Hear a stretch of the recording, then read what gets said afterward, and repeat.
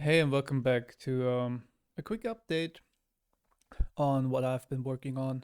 So this week or last week um, I was a bit busy with work, but I started more and more working on the game code, rewriting it.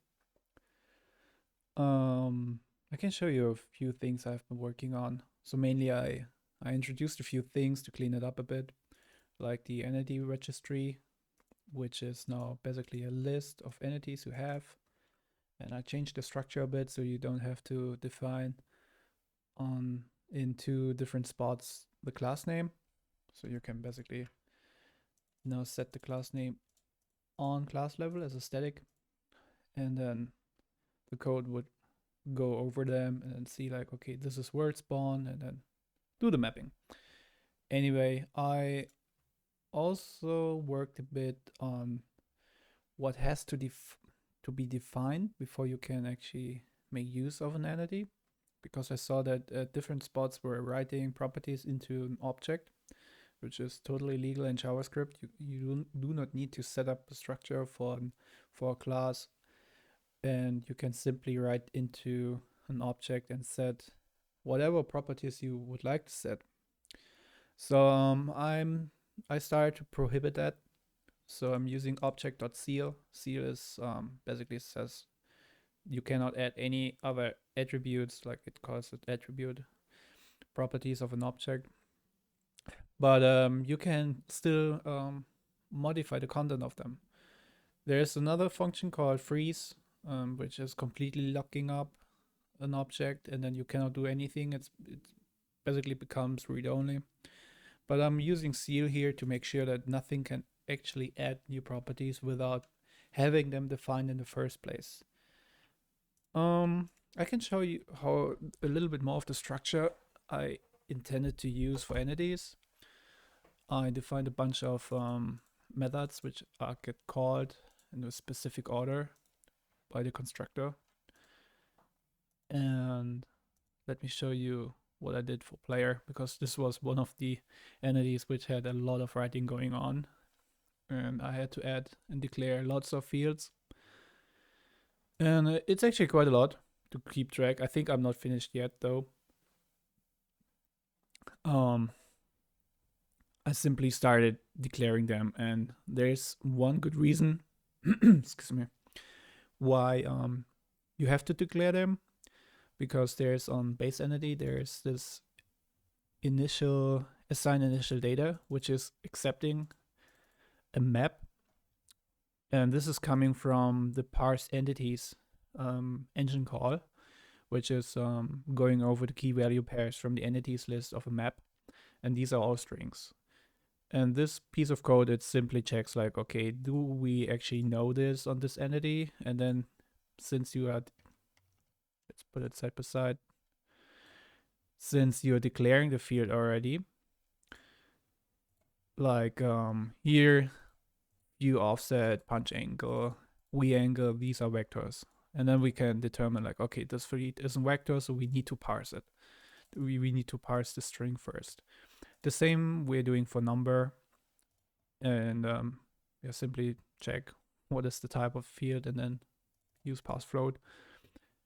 Anything else, it will be treated as a string, which is fine for now.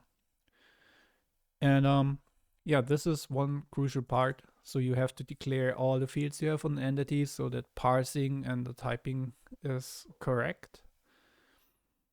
And you also don't want to have any surprises. Anyway, this was a quick update. I also started implementing a few basic simple entities. I started with MISC. There's a couple of things like Fireball. This is these funny things floating around. And by the way, this is the new game code. So this is no longer QuakeC. I also implemented setting the ammo and the inventory based on the start parameters. And it's also setting the correct view model now. So I think previously there was just no gun shown because the view model wasn't set. This is done also on the player entity. There's some logic I implemented, like set weapon, which is going over a few things. I adapted the structure which QuakeC had. I tried to make it a little bit more flexible. You can define the weapon configuration. And yeah, that's that. And when I was going over the player entity, I noticed like there's button 1, 2, 3. And this is what I copied over from QuakeC as well, the comments. It said fire, use, jump. And then I was like, wait, Quake doesn't really have a use function. Like in Half-Life, you have to press the E key to use certain things like buttons and stuff or talk to NPCs. And I was like, interesting. Quake does have it. And turns out it got added at some point. But 0, 1, 2. There's like still 0 and 2, and yeah, like what I said. This is the definition over at QuakeC. It's 1, 2, 0, 1, 2. One of them being, yeah, literally 1 is use, but it's not being used actually. But it's pretty much everywhere used in the engine, almost everywhere. And then I figured out, okay, it doesn't set like button 1 for some reason. You can, but it's still like I tried to trace back a bit. So this is read client move. This is using protocol CDC move. This is, I think, encoded on client side. Yeah, here's here where it's actually checking for a couple of defined input types. And we have attack, we have jump. So jump is button 2. And yeah, like here, if I press down, I traced it up here. See button 0, 1, 2. This is addict 1, this is player 1. If I shoot, button 0 is true. If I jump, button 2 is true. And then there is the infrastructure actually in place. You have plus use. So this means you can bind it actually to a key, which I started doing by D. But it won't do anything. You see, it's not changing because the code is simply not there. But there traces, it's kind of there, but has never been finished. Quite interesting. I also started to figure out maybe there's something online. I found this over at fandom.com, the Quake wiki, which is doing a really bang up job explaining all the different commands and whatnot. And I found this small little bullet point. It says like, yeah, plus use, minus use, completely useless in the vanilla game, deprecated use function from the days of Doom. Interesting, yeah, and it's probably most likely right about that. It's in Doom you had the space key to open doors and use switches. In Quake you have to get close to things to activate them. But yeah, maybe I can add it back at some point. Maybe you can do it now. Should be actually a simple structure. Let's just copy paste it. Let's do it here. This is encoding like every action in the bit set. Attack.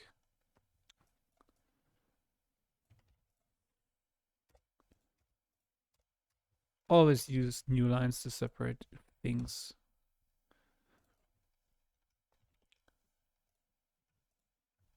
Yeah, use 1, 2, not 3, it's 4. It's bits. Okay, we were writing this down. This should be here. Where did we? Yeah, here. Remember, button 1 was use. So let's do some mental gymnastics.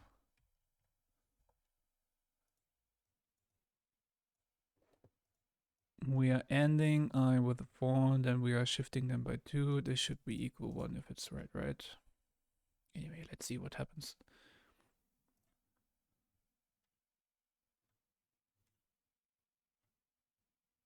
So throwing errors. That's not good. What up, man?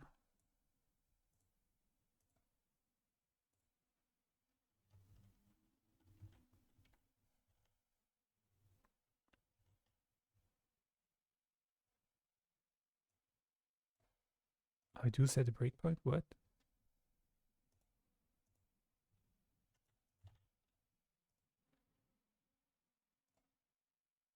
Let's refresh, just in case.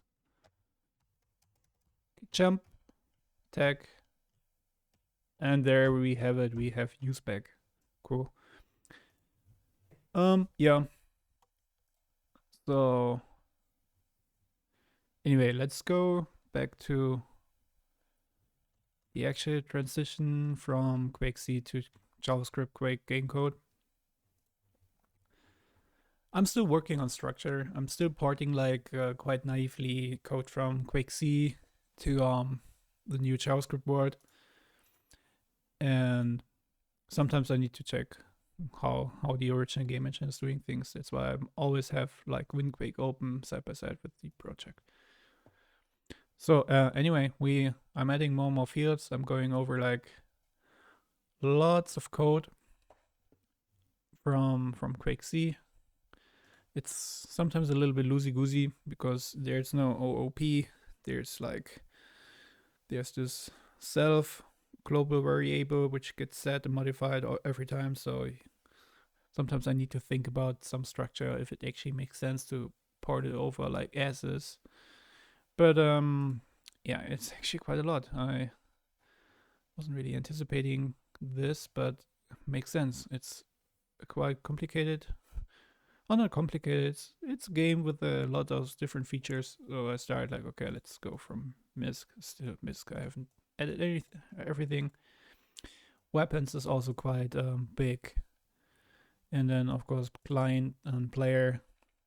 My goal is to make sure that everything, the low level stuff is working, like they're the basic entities, they're the basic weapons, and the player structure should be back in place so that we can fully move around and do things and change inventory.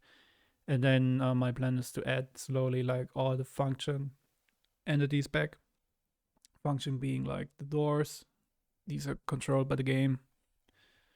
Right now, and yeah, like teleport is not working, jump is not working. This is part of player. And let's go in.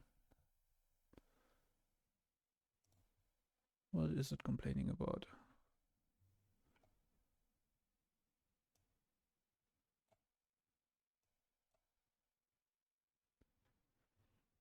Oh, interesting. This is object.seal, by the way. It is now complaining, cannot add property spawn flags, object is not extensible. Army soldier monster. Yep. Let's go back quickly at this.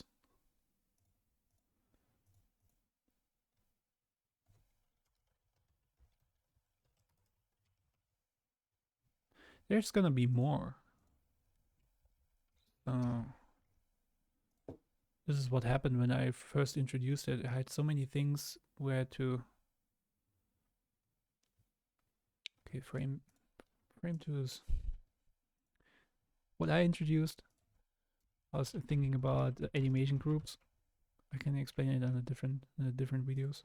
Video. What's the next one? Small flags? Didn't I just add it? Oh, light entity is also complaining about it. Okay, maybe it's a global thing now.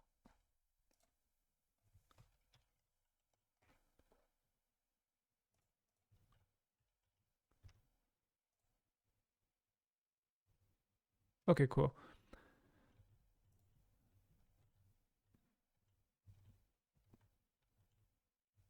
Why is that guy up here? There's some weird bugs I need to work on.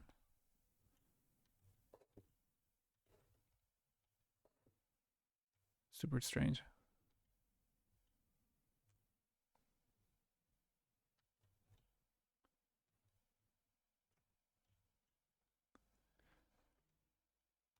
Anyway, this is the current progress. I need to add a few debug methods as well.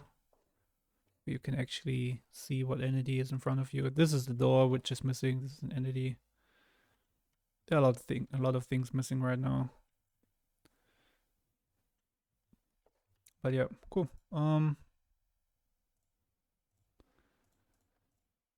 It's nice that we got usespec, which will become handy for my debugging things. Oh, it froze. This is not good.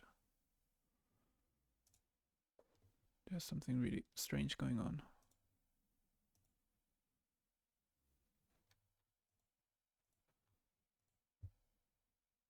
Anyway, yeah, that's for today. Quick update on structures. And yeah, cool. Thanks for watching. I will keep you posted in the next video what I'm gonna be working on next. Bye.